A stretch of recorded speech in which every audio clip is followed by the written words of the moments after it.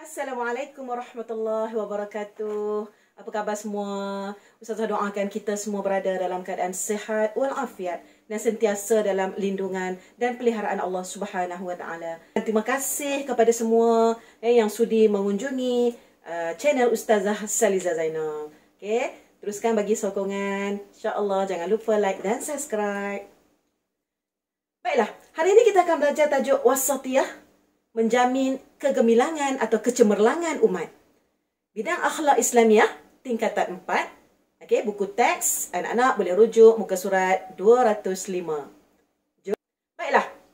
Wasatiyah menjamin kecemerlangan umat. Maksud wasatiyah iaitu pendekatan yang sederhana, seimbang, adil dan cemerlang. Okey? Jadi bila kita faham wasatiyah ni, kita jangan faham sederhana tu biasa-biasa ataupun buat sikit-sikit. Jadi hari ni kita nak betulkan konsep sederhana yang selalu kita faham. Konsep wasatiyah yang sebenar. Jom kita lihat apakah pendekatan yang sederhana, seimbang, adil dan cemerlang dalam setiap tindakan. Subhanahu wa ta'ala, a'udzubillahi minasyaitonir rajim. Wa kadzalika ja'alnakum ummatan wasata litakunu syuhada'a 'alan nas wa yakuna rasulu 'alaikum syahida. Yang bermaksud, dan demikianlah kami jadikan kamu satu umat pertengahan supaya kamu layak menjadi saksi untuk memberi keterangan kepada umat manusia. Baiklah, kita sama-sama lihat 4 prinsip wasatiyah. Yang pertama, prinsip kesederhanaan, dalam keadaan yang sederhana. Yang kedua, keseimbangan. Okey, seimbang dari aspek apa? Nanti kita lihat. Yang ketiga, prinsipnya adalah prinsip keadilan. Keadilan yang bagaimana? Dan yang keempat, prinsip kecemerlangan. Cemerlang dalam semua aspek kehidupan kita, cemerlang dalam setiap tindakan kita. Prinsip yang pertama iaitu prinsip kesederhanaan. Baiklah, apakah yang dimaksudkan dengan kesederhanaan di sini? Maksudnya ialah melakukan sesuatu dengan sempurna dan tidak melampaui batas. Okey, sempurna, bukan sederhana tu maksudnya sikit-sikit. Kita lihat pula apa pendapat Dr. Wahbah Zuhaili dalam tafsir Al-Munir berkaitan dengan konsep kesederhanaan ini ataupun dikupaskan tentang ummatan wasata. Disebutkan bahawa ummatan wasata ni dia menggabungkan 2 unsur, iaitu unsur jasmani dan juga rohani. Tanpa mengabaikan mana-mana aspek. Maknanya macam mana kita nak seimbangkan kedua-dua aspek. Baiklah, termasuklah yang pertama, Dr. Wahbah Zuhaili menekankan tentang maksud kesederhanaan ataupun ummatan wasata ini adalah umat yang terpilih, umat yang adil. Yang kedua, umat yang terbaik, yang pertengahan, di mana dia tidak melampaui batas. Dalam masa yang sama juga dia tidak lalai. Macam mana tu? Buat bersungguh-sungguh tapi dalam masa yang sama tidak keterlaluan dan tidak lalai. Yang ketiga, tidak berlebih-lebihan dalam aspek spiritual semata-mata, sebagaimana yang berlaku pada golongan Nasrani. Okey, seterusnya yang keempat, tidak berlebih-lebihan dalam aspek ataupun dalam material.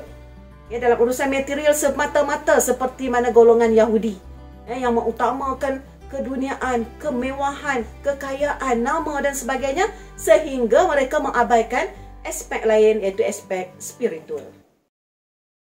Firman Allah Subhanahu wa taala, a'udzubillahi minasyaitonir rajim. Walladzina idza anfaqu lam yusrifu wa lam yaqturu wa kana baina dzalika qawama. Shadaqallahul azim. Maksudnya, dan mereka apabila membelanjakan hartanya, tiadalah melampaui batas dan bakhil ataupun kedekut. Dan perbelanjaan mereka adalah betul, ini sederhana. Firman Allah dalam surah Al-Furqan ayat 67. Bila kita berbicara tentang konsep kesederhanaan ini, kita perlu melihat kepada 3 aspek utama. 3 aspek utama itu ialah yang pertama, menunaikan tugas dengan sempurna dan penuh bertanggungjawab. Jadi bukan sederhana tu buat sikit-sikit, tapi buat dengan sempurna. Yang kedua, memenuhi syarat dalam tugas. Bila kita diberi suatu tugas atau amanah, patuhi arahan dan buat yang terbaik dalam amanah yang diberikan tersebut. Dan yang ketiga, melaksanakan tugas kita ini sebagai hamba Allah dan khalifah Allah di muka bumi ini. Bukan sekadar beribadah, tapi kita juga ada tugasan lain untuk kita memakmurkan bumi, menjaga kesejahteraan alam dan lain-lain lagi. Prinsip kedua dalam wasatiyah ialah keseimbangan. Di mana maksud keseimbangan itu sendiri iaitu memberi atau memenuhi keperluan rohani, jasmani dan akli, ya, secara sempurna dalam semua keadaan. Ya, ada 3 aspek keseimbangan iaitu rohani, jasmani dan akli. Jadi perlu jaga ketiga-tiga aspek agar ianya seimbang.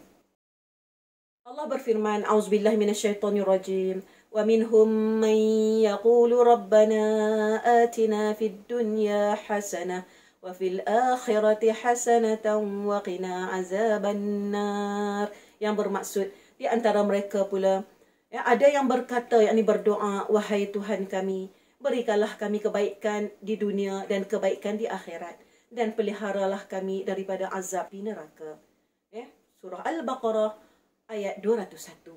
Baiklah, kita lihat antara 3 aspek tadi, ya. Yang pertama aspek rohani, iaitu melaksanakan ibadah fardu dan sunat dengan istiqamah. Bila kita sebutkan tentang beribadah ni, yang paling penting ialah istiqamah. Kita lakukan dengan cara berterusan. Yang kedua, kita menghayati Al-Quran, berzikir dengan bersungguh-sungguh. Zikir yang hadir itu daripada lidah kita, dari hati kita, dan juga dari akal fikiran kita yang fokus kepada zikir yang kita sebutkan. Dan yang ketiga, kita melakukan ibadah dengan ikhlas, semata-mata mengharapkan keredaan Allah Subhanahu Wa Taala. Okey, yang kedua, aspek jasmani.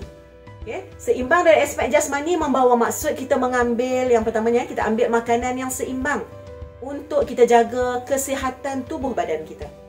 Yang kedua, kita berehat setelah penat bekerja, ya, supaya badan kita ni kembali cergas, ya, dan bertenaga untuk kita meneruskan tugas dan amal ibadah kita yang mana wajib kita laksanakan. Dan yang ketiga, kita hendaklah memenuhi keperluan biologi, ya, fitrah manusia. Okey, jadi setiap yang berkaitan dengan jasad ataupun jasmani kita perlu kita jaga dengan seimbang. Seterusnya, dari aspek akli, ya, dari segi akal kita pula.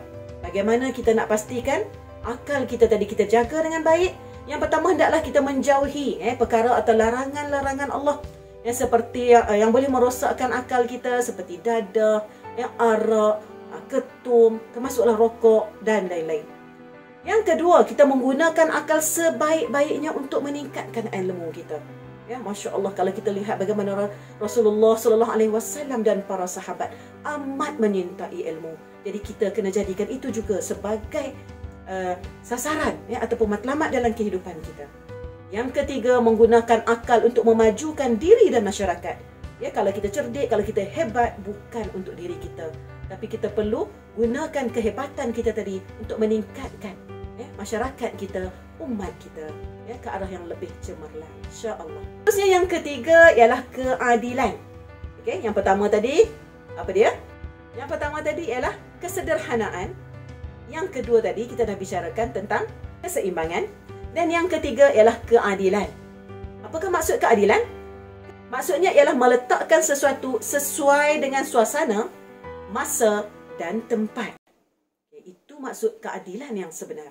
Firman Allah Subhanahu wa taala, A'udzubillahi minasyaitonirrajim. Ya ayyuhallazina amanu kunu qawwamina lillahi syuhada'a bil qist wa la yajrimannakum syana'anu qaumin ala alla ta'dilu i'dilu huwa aqrabu littaqwa. Sadaqallahul azim. Yang bermaksud, wahai orang beriman, hendaklah kamu menjadi orang yang sentiasa menegakkan keadilan kerana Allah, lagi menerangkan kebenaran. Janganlah kebencian kamu kepada sesuatu kaum itu mendorong kamu untuk tidak berlaku adil. Berlaku adillah, ya, kerana ia adalah lebih dekat kepada takwa. Surah Al-Ma'idah ayat 8. Baiklah, seterusnya kita lihat aspek keadilan. Ya, aspek keadilan ada 2, iaitu yang pertama, kita hendaklah menunaikan hak kepada mereka yang berhak. Dan yang kedua, mengambil pendekatan pertengahan dan seimbang. Okay? Secara hikmah antara 2 perkara yang ekstrim. Yang pertama, tunaikan hak pada yang berhak. Yang kedua, mengambil pendekatan yang seimbang secara hikmah antara dua perkara yang ekstrim. Baiklah. Kita lihat pula sekarang yang keempat. Ya, dalam aspek wasatiyah, iaitu yang keempat adalah kecemerlangan. Apakah yang dimaksudkan dengan kecemerlangan di sini?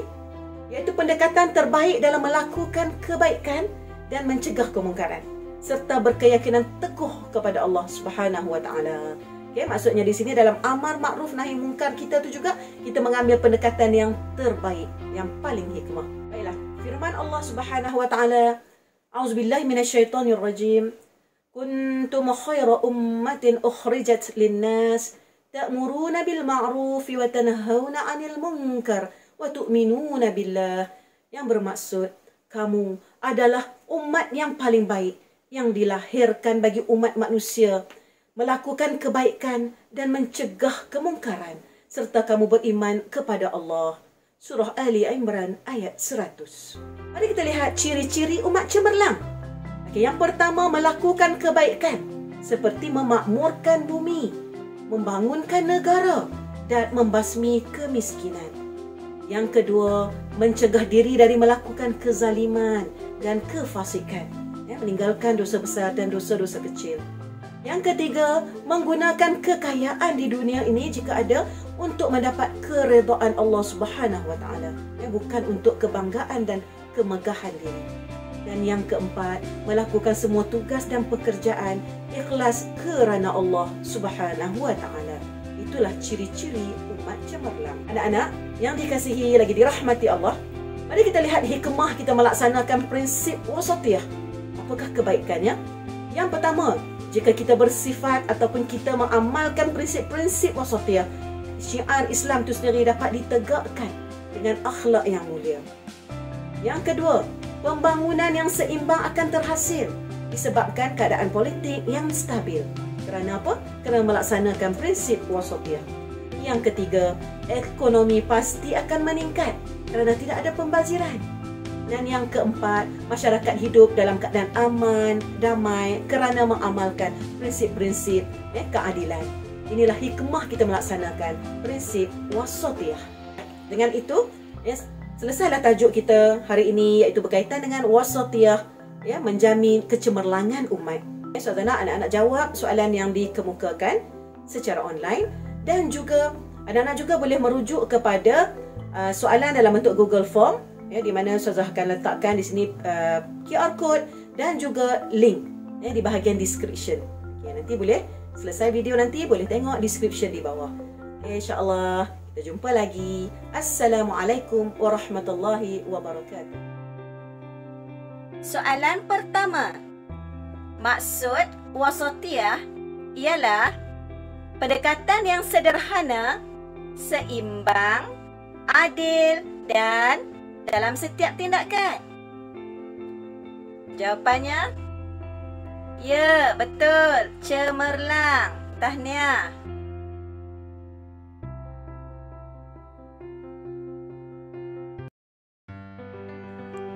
Soalan kedua. Maksud kesederhanaan ialah melakukan sesuatu dengan dan tidak melampaui batas dan memenuhi. Ya, apa jawapannya? Ya, melakukan sesuatu dengan sempurna, tidak melampaui batas dan memenuhi syarat.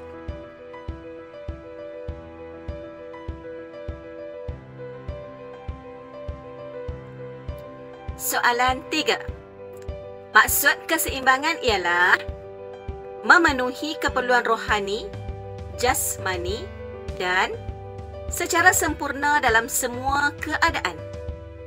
Jawapannya, apa ya kawan-kawan? Ya, betul. Akal. Memenuhi keperluan rohani, jasmani dan akal secara sempurna dalam semua keadaan. Tahniah.